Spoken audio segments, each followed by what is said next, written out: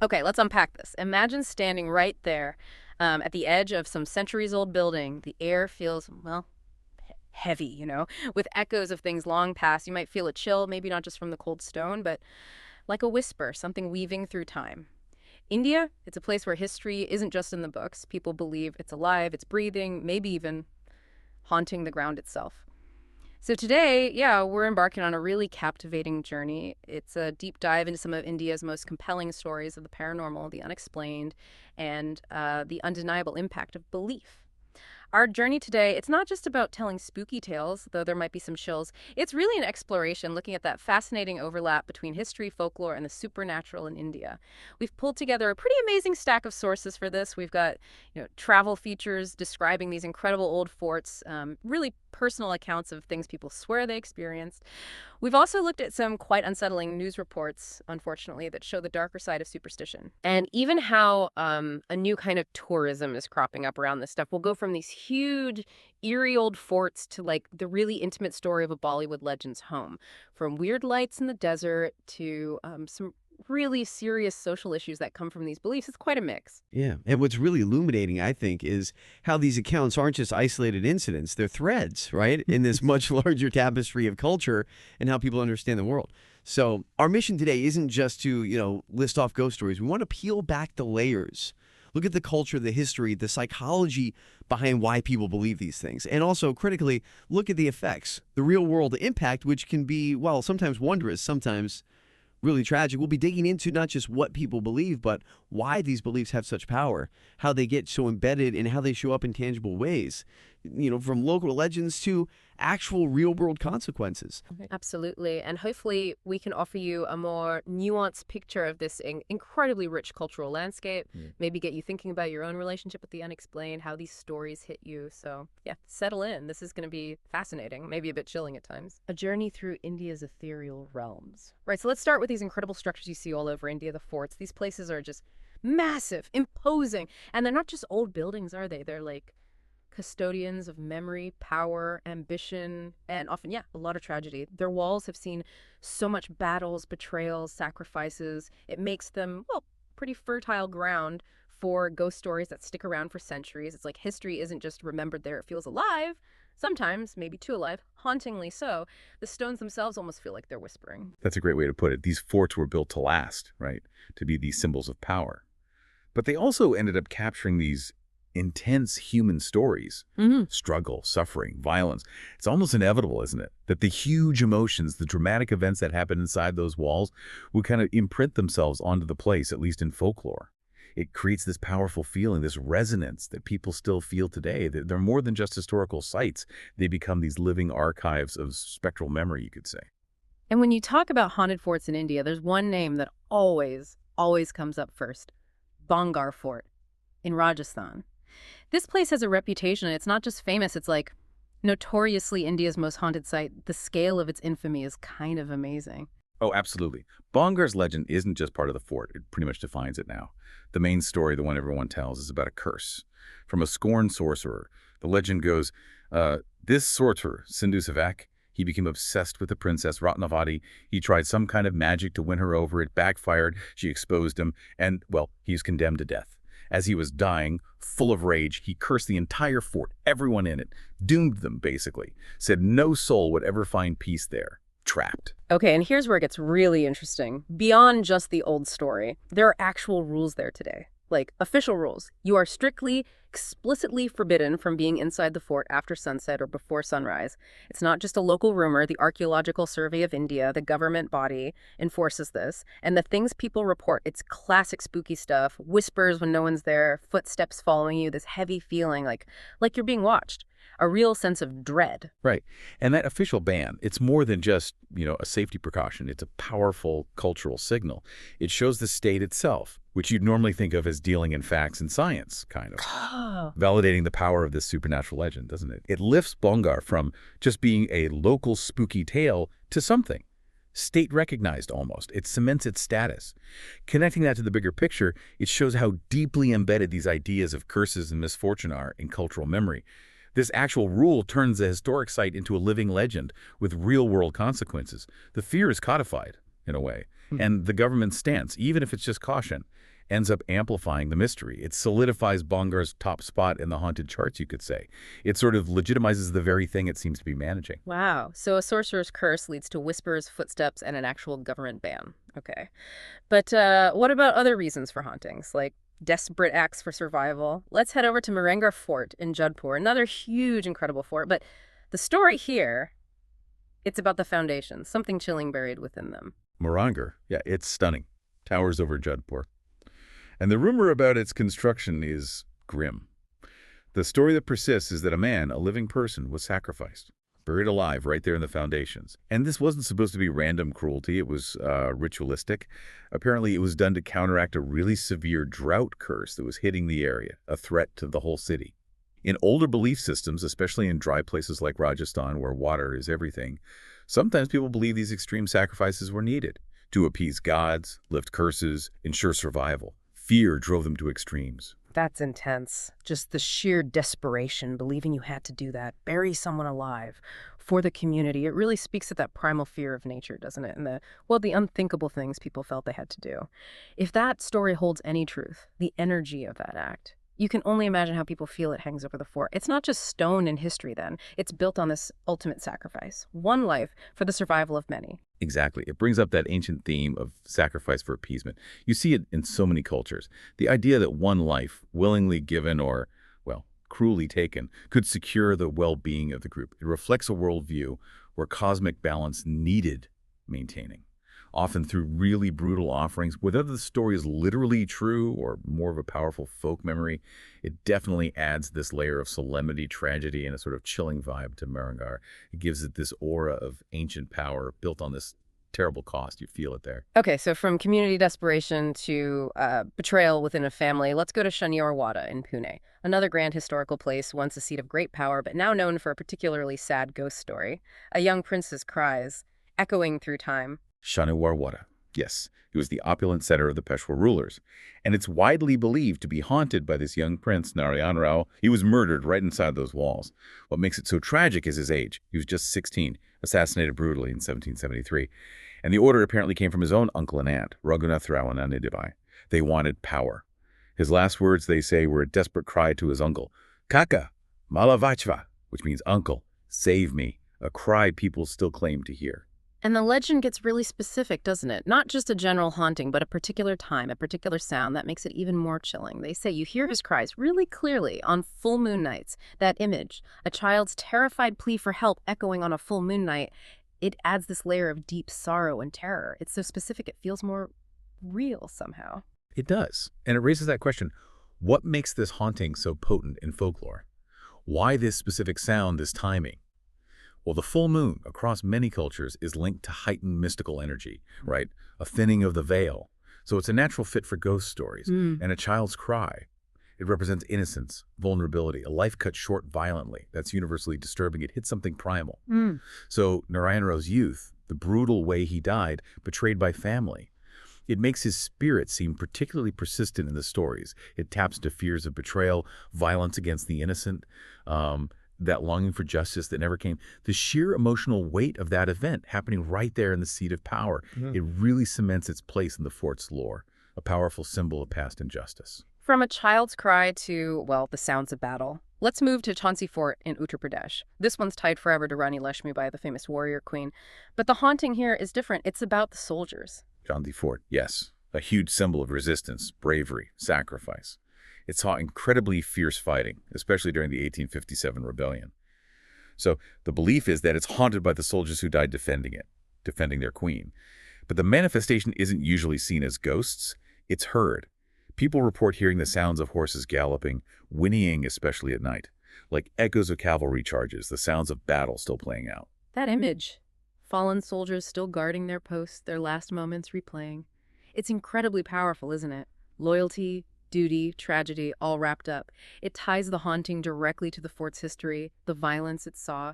Like the spirit of the battle itself is still there. Spectral guardians. Absolutely. Those sounds, the phantom hooves, the clash of steel, maybe they connect you directly to that past violence, the spirit of those who fought. It's like an oral reminder of Fort's bloody history. Suggests this lingering essence of conflict, of loyalty that just won't fade.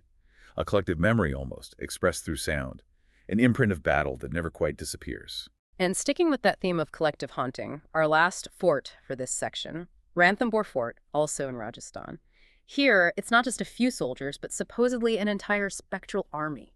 Takes it to a whole new level. Ranthambore, yeah. Known for its strong defenses, its long history, especially with the Chauhan dynasty. And the belief there is exactly that. It's haunted by the spirits of the whole Chauhan army. So it's different from a single cursed figure or a murdered prince. Here, it's about this collective group of warriors, still vigilant, still defending their fort. It speaks to this really profound sense of group identity, allegiance beyond death. That is fascinating. A whole army. How does that symbolize something different, do you think, compared to the individual tragedies? Yeah. Like an enduring legacy or maybe an unresolved conflict? What makes an entire army haunt a place? That's the key question, isn't it? An entire army remaining. It suggests more than just individual sorrow. It symbolizes, perhaps, the enduring legacy of a collective struggle. Maybe a final desperate battle or an allegiance so strong it refuses to accept defeat even after death. It speaks to that powerful sense of duty, brotherhood, belonging, things that continue beyond the physical, the unresolved conflicts, the sieges, the fierce loyalty that define the fort's history. Maybe they're imprinted so deeply that the belief arises. The spirits are still there, continuing their eternal watch. It's a powerful testament to collective memory, the bond between soldiers, and the deep stories a place holds onto. A spectral garrison, forever on duty. Okay, so we've been in these huge ancient forts hearing echoes of battle and tragedy. Now let's shift focus completely to a much more intimate personal space, a private home, actually, that became the setting for a very different kind of haunting, a deeply heartbreaking one. This is the story of the legendary Bollywood singer Geeta Dutt. Right, and this shift in scale is important. It shows how these beliefs about the supernatural can hit individuals right where they live, in their most vulnerable spaces. Geeta Dutt, incredible voice, huge star. She became absolutely convinced, deeply convinced, that her bungalow on Pali Hill, the one she shared with her husband, the brilliant Guru Dutt, was haunted. And this wasn't just a casual worry, it was this consuming belief that took hold. And it wasn't just there's a ghost here. Her core belief is that the haunting itself was actively bringing bad luck, misfortune into her life. It became this lens, didn't it, through which she saw all the difficulties she was facing, personally and professionally. And she faced a lot. It wasn't just a fleeting thought, it was persistent, deep-seated. Which raises that really important question. How does a deeply held personal belief, maybe about something supernatural, actually start to create its own reality? With real emotional, psychological fallout, especially in a relationship. Geeta Dutt's conviction about this haunting, it apparently had huge damaging effects on her relationship with Guru Dutt, which was already famously complicated, full of artistic tension, personal struggles. People say this belief didn't just add to the existing problems, it made them much worse. It became like this external thing to blame for their internal turmoil. It strained their marriage incredibly, resonated through their whole lives. It wasn't just a ghost story anymore. It was this intense psychological drama playing out. Maybe an externalization of her own anxieties, fears, struggles against that backdrop of fame and tragedy. It shows how the mind can project things onto the environment. Yeah, it really makes you wonder, doesn't it? How all that stress, fame, personal issues, marital problems, maybe underlying mental health stuff too, how it all gets tangled up with a belief like that. It creates this intense internal reality. Her belief, whether you think ghosts are real or not, became real in its effects on her career, her well-being, her family, devastating consequences. It's such a stark reminder, isn't it? How our personal beliefs, even about things we can't see or prove, can literally shape our reality, our choices, our closest relationships. It makes you think, what do you believe? And how might those beliefs be guiding your life, subtly or not so subtly? Highlights the sheer power of the mind. Okay, so we've heard fascinating folklore and deeply personal struggles tied to belief. But the power of believing in the supernatural, sometimes it takes a truly dark turn. Horrific, actually. This next story, it comes from Gaya in Bihar. And it's a really stark, painful reminder of that. It's a shift from the intriguing to the absolutely devastating. Yes, exactly. We've talked about legends, personal conviction. But here we have to confront the really grave, dangerous, real-world consequences when superstition isn't tempered by reason or justice. The news reports from Gaia are incredibly distressing. They highlight these severe, often violent, social problems that can erupt when belief goes unchecked. The reports mention 2 awful incidents. In one, villagers lynched a Dalit man, just lynched him, because they accused him of practicing black magic. This isn't whispers or bad feelings. This is brutal mob violence, murder, fueled entirely by a baseless superstition. And then another terrible incident. A woman was attacked. She'd been lured somewhere under the promise of faith healing. She once seeking hope, and instead faced this horrific ordeal, again, born from these very beliefs. If we connect this to the bigger picture, these incidents really throw a harsh light on a critical societal problem, where traditional beliefs, if they're not balanced by reason, compassion, the rule of law, they can lead to unspeakable cruelty. This isn't a ghost story like the others we've discussed. It's a horrifying example of how deeply ingrained these ideas can be and how they can be twisted, weaponized. The outcomes are tragic, violent. They lead to terrible injustice, often hitting the most vulnerable people. Beliefs like this fuel vigilantism, destroy communities, and often, sadly, they target specific groups like the Dalit community, who already face so much discrimination, or women in desperate situations. Easy scapegoats. It raises a huge ethical point, doesn't it? Cultural beliefs are important, part of identity, but when they lead to such inhumane acts, there has to be a focus on addressing the prejudice, the lack of critical thinking, the vulnerabilities that let these horrors happen. It draws such a clear, chilling line, doesn't it, between the folklore that can be intriguing, maybe even entertaining, and the horrifying reality when superstition leads to violence and injustice. It's really sobering. Makes you think hard about that line, sometimes blurry, between cultural belief and dangerous prejudice, and just how vital critical thinking, empathy, education really are. Belief has power, immense power, for good or for terrible harm. Okay, moving from that devastating human tragedy, let's pivot again to something really enigmatic this time, a phenomenon that kind of blurs the line between the natural world and the supernatural. We're heading, metaphorically, to the Rann of Kutch in Gujarat to talk about the mysterious Chirbati, the ghost lights. Ah yes, Chirbati. In the Benny grasslands, this vast, stark, sometimes quite eerie landscape in the Rann of Kutch. Locals, travelers, they've reported seeing these lights for generations. It's deep in the local folklore. They describe them as these mysterious glowing orbs, often spherical. They just appear, move around inexplicably, dance across the night sky, shift colors, sometimes low to the ground, sometimes higher up. They appear suddenly, vanish just as quickly. Sometimes they even seem to follow people, then just disappear into the dark. Leaves you feeling pretty bewildered, I imagine. So they're not just static lights. They move, change, almost seem aware, which feeds right into that ghost name, doesn't it? Glowing orbs, red, yellow, blue, darting about in this empty, silent place. It sounds incredibly eerie, beautiful, elusive. You can totally see how local legends would spring up spirits of lost travelers, maybe, or some kind of elemental energy. Exactly. And what's fascinating is how universal that impulse is, isn't it? To try and explain the unknown, to tell stories about strange lights in the dark, especially in a place that's already so visually striking and remote. It really shows how folklore often grows right out of the landscape itself, deeply connected. Now, while the folklore talks about spirits or warnings, scientists, of course, have theories. Could be marsh gas, methane, igniting spontaneously in that saline environment. Could be weird atmospheric optical effects, maybe even lights generated by seismic stress in the earth, piezoelectricity. But until there's a definitive scientific answer everyone agrees on, these ghost lights remain this captivating mystery. Bridging that gap between scientific curiosity and local cultural understanding, it highlights our ongoing need to create narratives for the things we can't easily explain. And it seems like this human fascination with the unexplained, with these mysteries, is actually leading to something new. Organized paranormal tourism. It's like, we're not just telling the stories anymore, we want to go investigate them, bridge that gap ourselves. That's exactly right. This modern interest isn't just passive belief. It's becoming active, organized. You have groups now like the Parapsychology and Investigation Research Society, PIRS, and they're offering ghost encounter tours. But crucially, they frame these not as thrill rides, not about cheap scares. They describe them as guided educational experiences, trying to blend science and lore. Right. So instead of just, running away screaming, people are signing up for structured tours to actually try and understand what might be happening. It's like a scientific expedition into the spooky, almost. You said they're curated small groups. That suggests a more thoughtful approach, right? Focused on learning, investigating, not just sensationalism. Precisely. Their stated goal is key. They aim to demystify paranormal activity, not just hype it up or exploit fear. They often bring equipment. EMF meters, thermal cameras, audio recorders. They do structured observations, provide historical context, the folklore. The idea is to give participants a more reasoned, maybe even empirical way to engage with these phenomena while still respecting the cultural stories. This trend, I think, shows a growing desire for understanding, for experience within this realm of mystery. It definitely appeals to that learner type, someone who wants to explore the unknown in a more informed, maybe less fearful way.